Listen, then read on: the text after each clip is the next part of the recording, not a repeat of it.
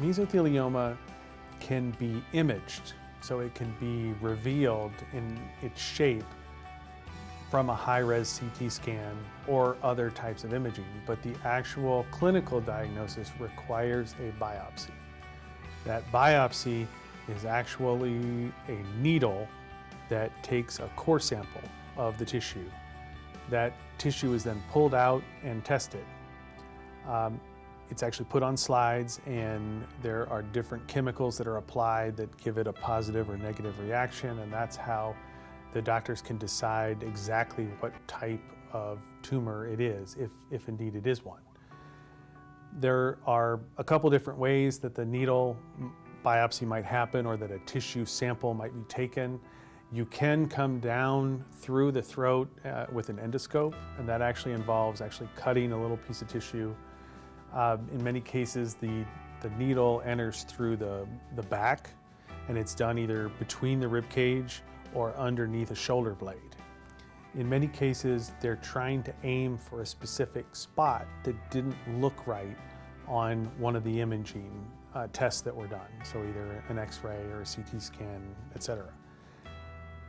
That testing, that piece of tissue, is what provides the clinical data to the doctor to make that final diagnosis.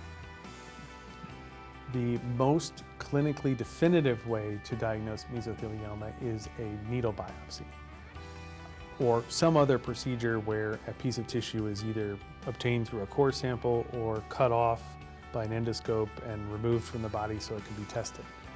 But another way, and sometimes a way where the hospitals go about this because they don't know what they're dealing with, is a fluid biopsy.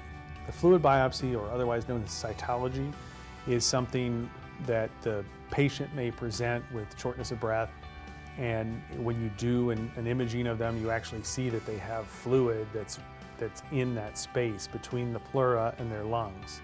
And it's actually causing them to have difficulty breathing because the fluid is getting in the way of the lungs being able to contract and expand.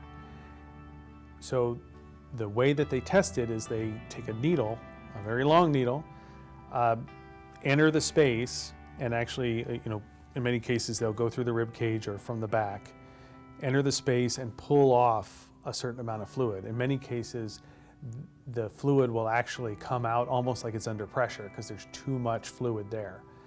They'll take that fluid, spin it in a centrifuge, which allows the cells and other heavy materials to go to the bottom of the sample. They'll take that and build what they call a cell block.